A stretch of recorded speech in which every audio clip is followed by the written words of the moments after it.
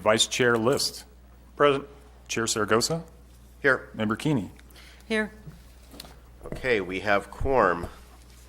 We're going to go ahead and then move on to item 3, the consent calendar, the adoption of the agenda, and the approval of the October 17th regular meeting minutes. Make a motion, we adopt the agenda as presented. So moved. Second, all in favor? Aye. Aye, okay. And that include the minutes in that? Yes. Okay, great. All right, so we'll move on to item 5, and this is items of interest to the general public that are not on the agenda. So this is for any item that that is not on the agenda for this evening. If you wish to make comments, now would be the time to go to the podium. Hi, my name is Jennifer Chapman. I live on Clay Street. I guess it's called New Clay Street. I'm learning about new and old. I guess I'll just comment that I'm concerned about the Clay Street Bridge and Realignment Project, which I'm sure you've all been engaged in for a long time. Some of us are newer and are just learning about it, but am I allowed to ask a question during the comment period or just comment? It's just comment. Okay, so I understand, that it's an environmental impact report is in progress, and because there's so much federal funding, that the National Environmental Policy Act is also coming into play, which would mean you also need an EIS, an environmental impact statement.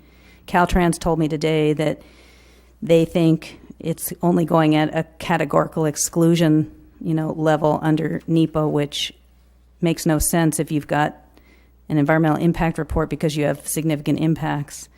So I have process concerns. I just feel like in general there needs to be, because it's gone on so long and the whole project isn't really presented with its whole history anywhere. Right now there's just the January 6th sort of public information forward from 2016, and the project has this long history.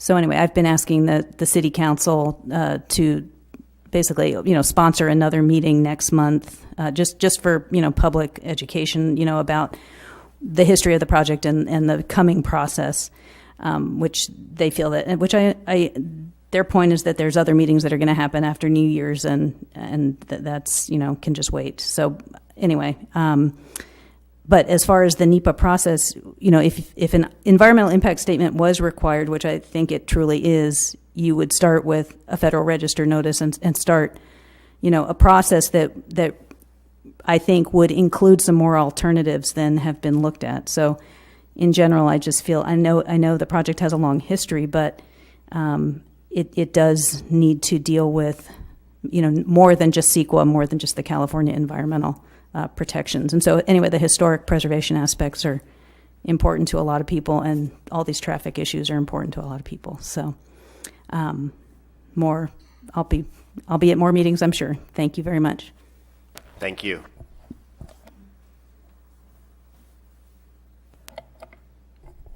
Okay, we will close that portion of the agenda and move to item 6. And that is item 6.1, and that is 260 Wiltsey Road Project, Environmental Assessment 17-01, General Plan Amendment 17-01, and Zone Change 17-03. And I will move to turn this over to Andrew for a quick summary. Thank you. The project location comprises 128 acres on one assessor's parcel, and this parcel is located at the southerly end of Wiltsey Road. It's adjacent to the city's Lumsden Park and south of Barrett Drive and east of what's called the Eschaton Plan Development, senior development there off Blair's Lane. Site elevations range from 2,000 down near the Lumsden Pond up to 2,400 feet above sea level at Barrett Drive. The average slopes ranges, they're from 0 up to as actually over 40%. This site is heavily tree canopied with a mixture of oak, pine, cedar, and madrone. Understory species include manzanita, toyon, and other brush species, native as well as native and non-native grasses. The site contains 3 residential addresses and several accessory structures. The southern 4/5 of the site, or approximately 106 acres, has a general plan land use designation of low-density residential and has a zone classification of R1 20,000, which is a single-family residential zone, as well as an airport overlay. The Lumsden family lived on this property for many years, and it's city's understanding, staff's understanding that they did operate a pear orchard on that site at one time. The remaining approximately 1/5 of the site, or 22 acres, has a high-density residential land use designation and a zoning of medium-density multifamily residential zone, and also with the airport overlay. North of the site are single-family residential uses along Wiltsey Road, Lane Court, Wiltsey Court, and dispersed single-family residential uses along Broadway. East of the site are single-family residential uses along Country Club Drive, Airport Court, and Jacobs Way. South of the site are also single-family residential uses along Barrett Drive, and west, as I mentioned earlier, is the Eschaton Senior Community. The property owner and proponent, which is Placer 128 Investors, LLC, they are requesting this evening to change the land use designation and zone classification on the entire 128-acre parcel. Now, if approved, the general plan land use designation would change from low-density residential, which has a density range of approximately 1 to 4 dwelling units per acre, and, as I mentioned, the high-density residential at 4 to 24 dwelling units per acre. They would want to change it to a rural residential designation and a zoning classification of 0.2 dwelling units per acre. If approved, the zone classification would change the R1 20,000 zone to the RE classification, which is the estate residential zone.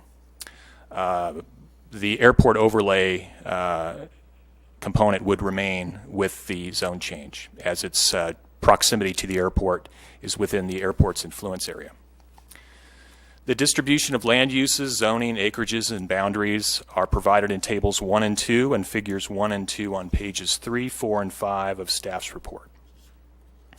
The applicant has indicated to the city that through its application request, that no physical development of the property site is proposed. Their intent with the lower density land use redesignation and zoning would help preserve geographic features on the site, lessen demands for services from the city or other agencies, would lower the density within the airport's influence area, and allow for the development of custom homes.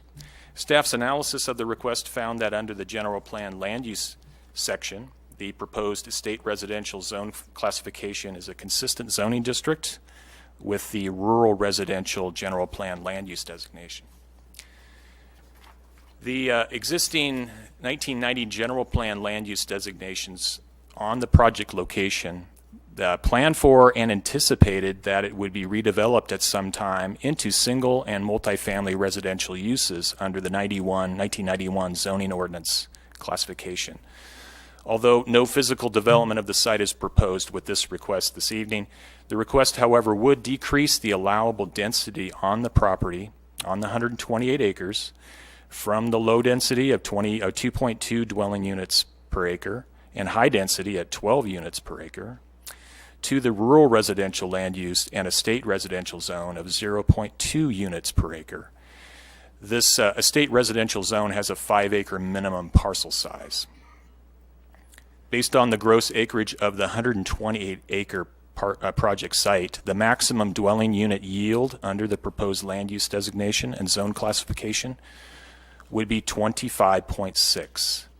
Under the existing zoning and zoning designations for the site, the with the multifamily and the single family.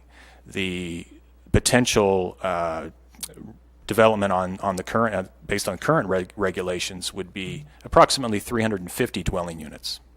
So quite a reduction in potential units.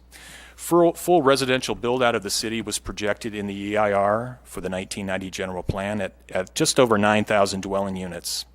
And the number of existing units in the city as of September 1, 2017 of this year was slightly over 4,800 dwelling units. This is approximately 53% of the total build-out of the city as envisioned in the EIR and the general plan. The project site with its existing land use designation and zone classification is not listed on the city's inventory of land necessary to meet its RHNA numbers, or Regional Housing Need allocation, under the various income categories of extremely low income, very low income, moderate income, or above moderate income. The city's RHNA responsibility is to have land available for accommodating the city's allocation of 372 units between 2013 and 2021. Under our housing element, which is, again, the planning period is between 2013 to 2021, the housing element assumes that there's a relationship between zoning and housing affordability. Affordability by income level of the requested estate residential zone is assumed under the housing element as adequate to accommodate residential units affordable to either the above moderate income category or the moderate income household category. As I mentioned a couple times, no physical development is proposed with the request. Now, redevelopment of the site is therefore speculative. However, the site, with its 3 dispersed single-family residential uses, would be underutilized under the requested rural residential land use designation and estate residential classification. Future redevelopment of the site, if materialized, would have the potential of assisting the city in meeting its RHNA share numbers for the above moderate income or moderate income categories. The estate residential zone would allow for agricultural uses. Now, there's a list of uses in that estate residential zone, which is quite different from what the existing zoning would have permitted, included in the multifamily portion or the single family. Under the estate residential zone, agricultural uses such as the raising and grazing of livestock animals, growing and harvesting of fruits, orchards, vegetables, flowers, grains, etc. Also allowed in that zone would be for the packing and processing of agricultural products produced on the property, provided they are carried on by the site residents, are incidental to the residential uses on the site, and are not a nuisance to contiguous properties. Due to the existing 128-acre parcel area of the project site, its site topography, agricultural uses, if initiated in the future, would be expected to be buffered sufficiently from neighboring residential uses. Staff prepared an initial study for the request, and notice of intent to adopt the negative declaration was sent to applicable agencies, posted at the county recorder's office, published in the Mountain Democrat for a 20-day public review period, which ended on October 23rd. On the basis of this initial study, the request was determined by staff that it could not cause an environmental impact and that a negative declaration be prepared. Attachment B of staff's report contains the initial study as well as the draft negative declaration. On page 6 of staff's report, staff mentioned that no consultation requests were received during the initial consultation period by Native American tribal organizations. However, on October 24th, late last month, the date agenda packets were prepared and distributed to the commission for tonight's meeting. The city did receive, as lead agency, a written request from Gene Whitehouse, who is the chairman of the United Auburn Indian Community of the Auburn Rancheria. They are requesting formal consultation authorized under state statute and Senate Bill 52. Now, I provided each member a copy of the letter that we received. Staff has not initiated that consultation as of yet, but as required under SB 52, the city as lead agency must begin consultation with that California Native American tribe within 30 days. So as we move forward with this particular project, and because of that request for a consultation, staff requests that tonight the commission open the public hearing to hear and receive public comments from those who are in attendance this evening regarding the project as well as the draft negative declaration. Then by motion, staff is requesting that the agenda item be continued off calendar so that the city can initiate this consultation process. And then the city will, once we are ready to bring this item back to you for consideration and recommendation to City Council, staff will prepare a notice, send out a mailer to property owners that received the notice for tonight's hearing. We will also publish a notice in the Mountain Democrat and post it to the city's website. I will follow up with, the city did receive written comments regarding this item. They are in your packet. They were received from Robert and Jillian Shanko, Noel Shanko, and Reginald Rice, Shirley Rice, Janine Jones, and Evelyn Hughes, who all wrote in support of the request this evening. Mr. Mark Heckey, representing the property owner, is in the audience this evening, and that concludes my staff report. Thank you, Andrew. Any questions for Andrew at this point? I just have one question about the letter from the United Auburn Tribe under AB 52. Did they notify the city that they wanted to be informed of CEQA projects? Yes, they did. We received a letter. I don't have that letter in front of me, but when that law was passed, the Indian Commission of California, they notified each of the recognized California Native American tribes of their right to submit a letter, a formal request letter, and we have it on file. And so, yes, they have requested that information, and that's why they were forwarded our initial consultation as well as our negative declaration was routed to them, the initial study. So yes, they are. So yeah. under AB 52, you, and since they did contact the city, you did notify them, and Yes. there are certain time limits in Correct. that. And unfortunately, they did not send this to the city before the close of comment period. So it was received on the 24th. It stated the 17th, but it's received after the close of comment in preparation of the packet.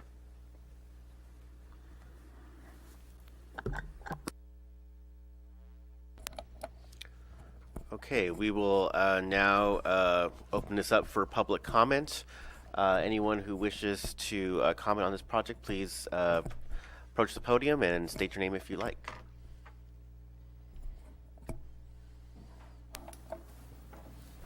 I'm Jennifer. It sounded to me like you might have received it, but it would have been postmarked within the time period, it sounded like. That's all.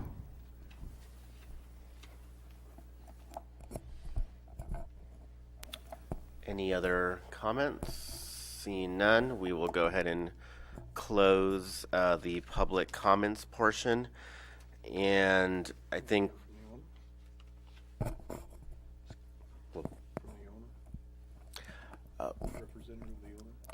yeah, I was, since we're not making any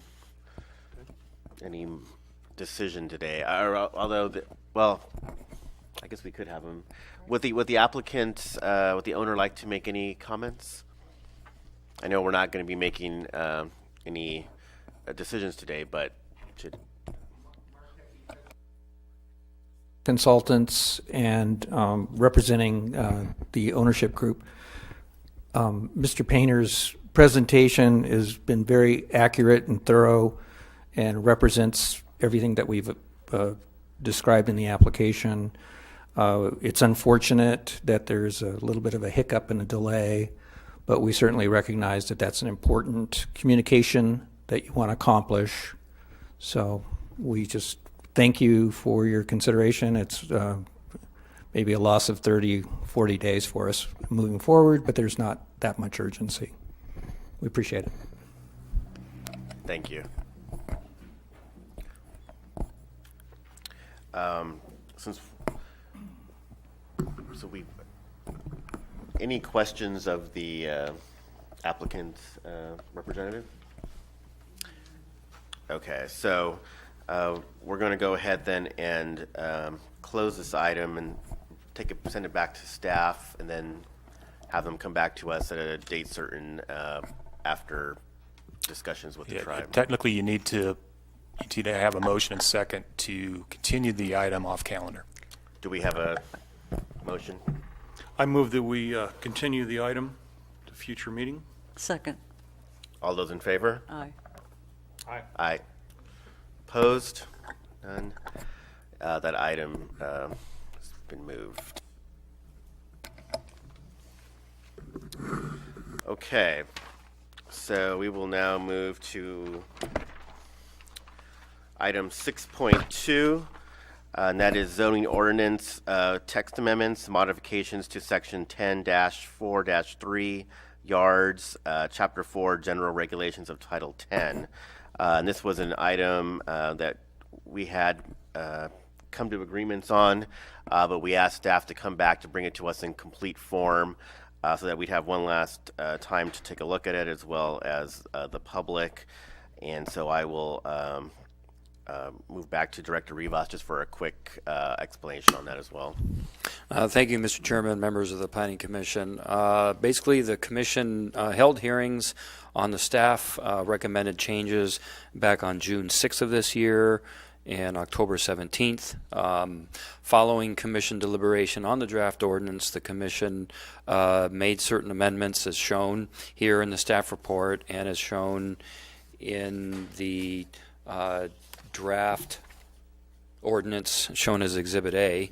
And also, these changes then that you would hopefully be approving will conform very much to the minutes that you previously approved, which were the changes that you made and directed staff. So staff tried to make all these changes exactly as was requested by the Commission, but I do want to point out just a couple of changes that staff did make, in particular with respect to the definition of recreational vehicle. That's 10-1-4. The Commission wanted us to add in trailered home. We didn't really know the correct name for a trailered home. The actual name is park trailer. So instead of trailered home being included in there, we included the term park trailer with that is more accurate as to what that type of unit is. And then another change we wanted to make, there was one other very minor change. Maybe that was it.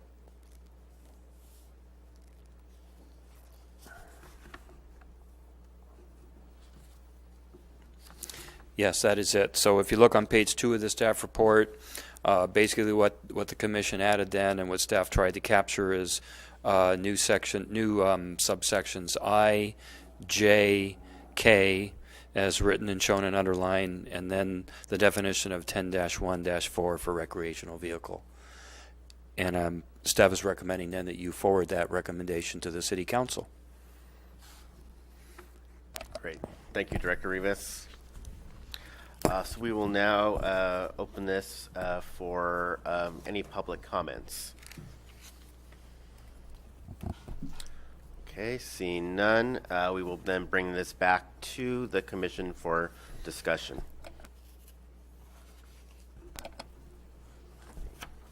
Questions, comments? I just want to thank Mr. Rivas for putting this all together clearly and concisely.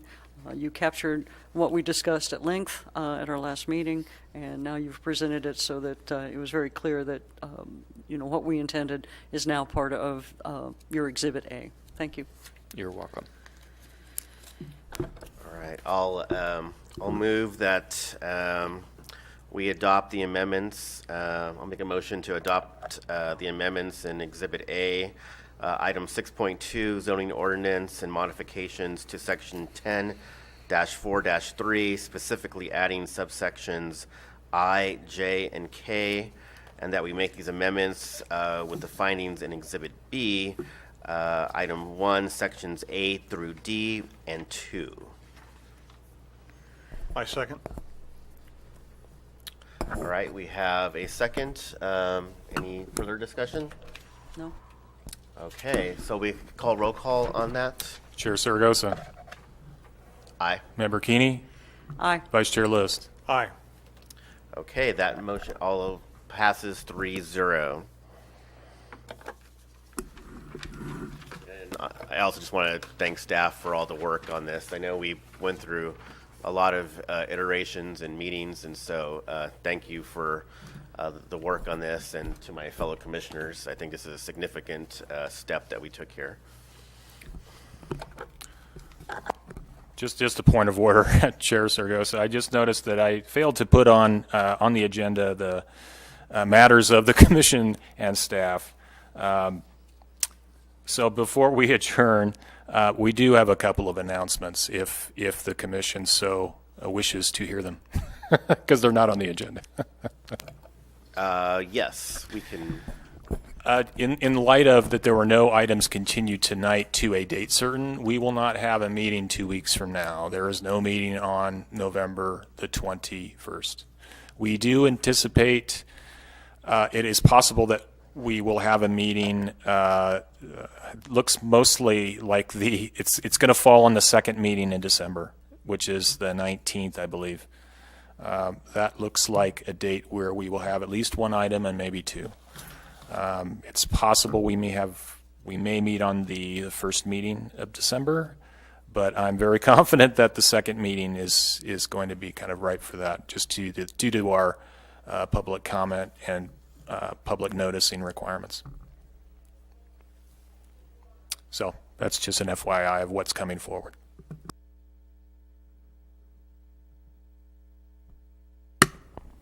Just a couple announcements we'd like to make. Staff just wants to report that the plans for the Hampton Inn Hotel have been received, and they've been in plan review for a good couple of weeks now, so we're moving forward with that. I do want to report also that the old, it's called Estonia Estates. It was originally approved as Placerville Estates, and it was renamed to Estonia. That is a 39-lot residential subdivision located just below the airport that's accessed by Broadway and via Texerna. And so we are awaiting for the improvement plans to be submitted. So these improvement plans then will hopefully fulfill the requirements of the conditions of approval for the tentative map. And then if they're able to complete or satisfy those conditions, then the applicant would move forward with a final map application. We'll have hopefully maybe a new 39 new residential lots to be developed. One question. Have we heard anything back from the senior housing up on Broadway? We have not. Every so often, either Mr. Painter or myself will speak with the applicant, and he says he's going to move forward, but then another month or a couple months go by before we see him again. So it's really uncertain where they are at this point, and I believe that application has expired, and you would have to reapply. Last I recall, and Mr. Painter can jump in if I misspeak, that originally it was a senior housing project, and I think it was changed more to an Alzheimer's care facility. That was the latest project that they wanted to move forward with. But again, as Mr. Painter pointed out, they would have to make a new application for that. So currently there are no entitlements for that piece of property. Any announcements from commissioners? Okay, then at that point, then item 7 is adjournment. So thank you, everyone. Good evening.